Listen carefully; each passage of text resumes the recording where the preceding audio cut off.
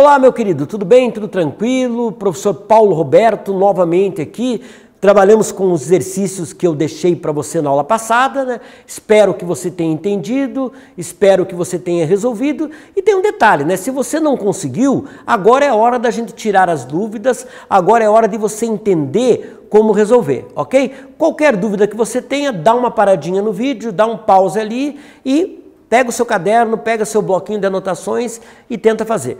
Matemática tem uma situação muito interessante, né? Matemática, você para aprender, você tem que fazer, né? Ou seja, a matemática a gente tem que pôr em prática. Senão a gente não só não aprende, como a gente não cria a habilidade e a percepção, né? Muitas vezes com a prática, com a quantidade de resoluções que eu acabo fazendo, eu acabo entendendo mais rápido o enunciado e eu acabo enxergando uma solução mais rápida. Então vamos lá, nosso primeiro problema ele trata do seguinte, né? Nós temos aqui a Magali, né? A Magali ela vai subir uma escada, essa escada ela tem 6 degraus até chegar aqui em cima e eu tenho uma hipotenusa aqui que vale raiz de 10. O que ele quer saber é utilizar o conhecimento que nós temos da trigonometria do triângulo retângulo para determinar aproximadamente a altura de cada degrau. Então o que eu vou fazer primeiro, né? Eu tenho aqui 1, 2, 3, 4, 5, 6. Se eu colocar aqui 1, 2, 3, 4, 5, 6, a altura corresponderia à soma da altura aproximada, né, desses 6 degraus, ok? Então, primeiro, o que eu tenho lá? Eu tenho um triângulo retângulo, né? E esse triângulo retângulo eu vou trabalhar com essa relação aqui. Agora, observe uma coisa. Ele está dizendo o seguinte, que é um triângulo isósceles, né? Ele falou lá no enunciado que trata-se de um triângulo isósceles. Significa que não só esses dois catetos são iguais, aqui eu tenho a hipotenusa que é raiz de 10, né?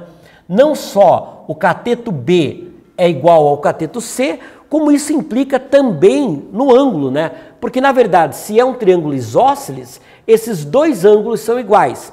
Como a soma dos ângulos internos de um triângulo é 180, eu já tenho um ângulo aqui de 90 graus, aqui restaria 90, para que 90 mais 90 desse 180.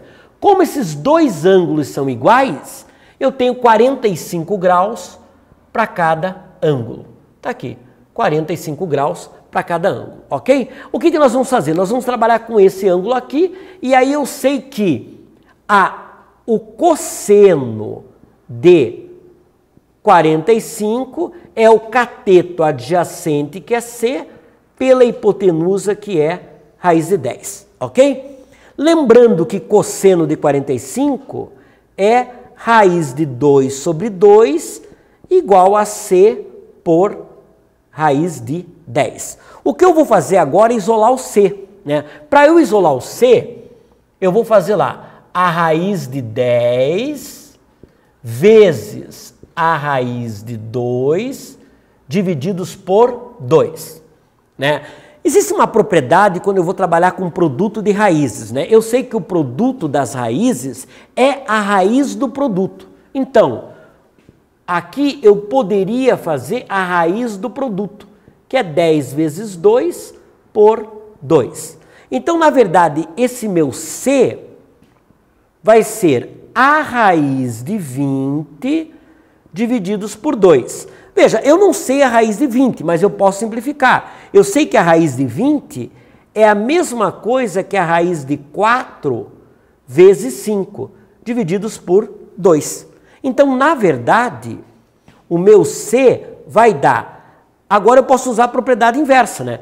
A raiz de um produto é o produto da raiz. Só que a raiz de 4 é 2. Então, fica 2 raiz de 5 sobre 2. Aí eu posso cortar 2 com 2 e eu encontro uma altura valendo raiz de 5 metros, ok? Então eu tenho uma altura ali que dá a raiz de 5 metros.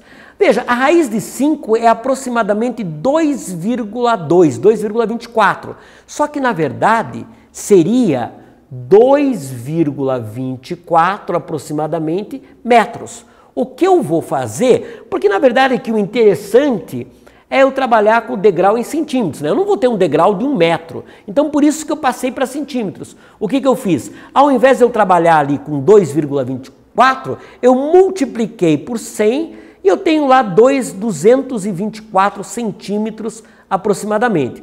Como, na verdade, o que compõe aqui são 6 degraus, nós dividimos por 6 daria aproximadamente 37 centímetros por degrau. Na verdade, esse cálculo é importante quando eu vou fazer, né, uma escada para determinar a quantidade de degraus que eu tenho que fazer para que não fique uma altura muito grande entre um degrau e outro e isso atrapalhe, né, a ergonomia, ou seja, a forma de subir essa escada. Ok? Tanto é que é o seguinte, né, imagine que eu tenho essa mesma necessidade de transpor uma altura e, na verdade, eu uso aqui 4 degraus.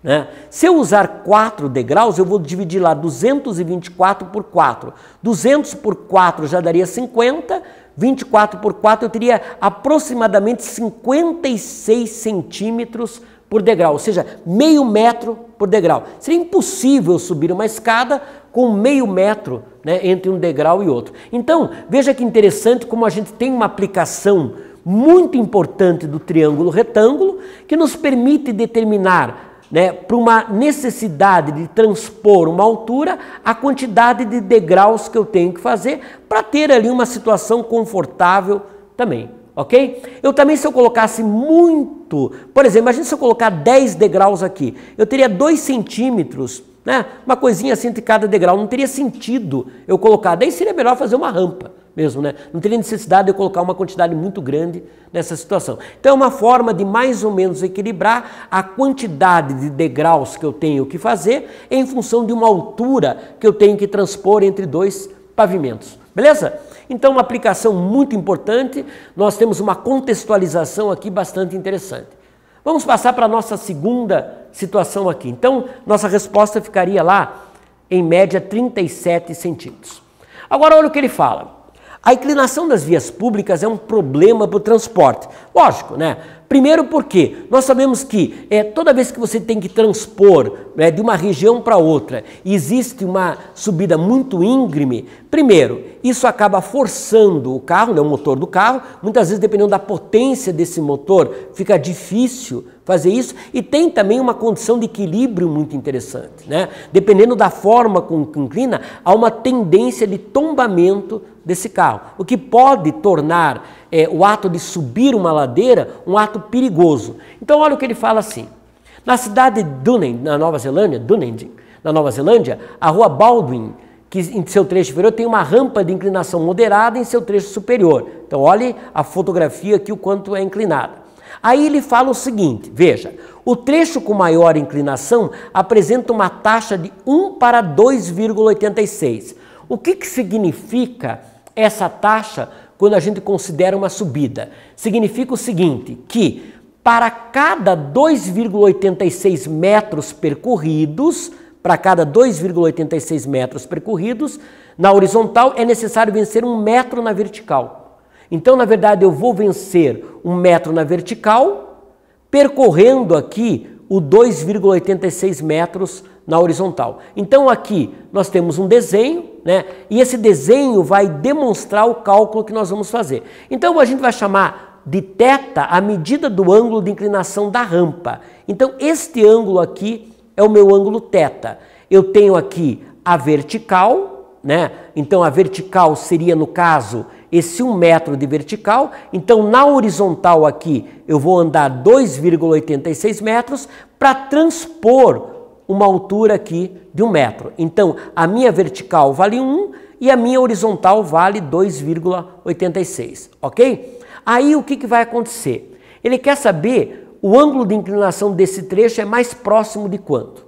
Então, o que eu tenho? Eu tenho o cateto oposto e eu tenho o cateto adjacente. Quando eu tenho cateto oposto e cateto adjacente, eu vou usar tangente, né? Então, a minha tangente do ângulo de inclinação é o cateto oposto, que vale 1, pelo cateto adjacente.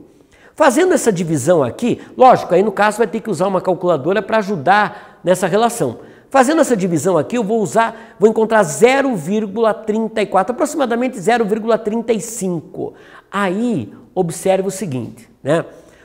Nessas condições, o ângulo de inclinação, ó, 0,34 está mais próximo aqui de 19 graus. Então, realmente, eu tenho um ângulo de inclinação aqui de 19 graus, o que é considerado, dentro do conceito de pavimentação, dentro do conceito, né, de construção de ladeiras ou de transpor aí de uma região mais baixa para uma região mais alta, um ângulo de inclinação muito grande. O ideal é que esse ângulo seja inclusive 12 ou até menor do que 12, né? Aí eu teria uma inclinação menor. Só que tem um detalhe, aí eu tenho que andar muito na horizontal para subir pouco na vertical, né? Por isso que o que acontece em alguns hospitais, não sei se você já notou, no hospital, como existe uma necessidade de você empurrar uma maca, se eu fizer uma inclinação muito íngreme, ou seja, eu transpor de um andar para o outro com uma única inclinação, o risco que se tem de não conseguir empurrar essa maca,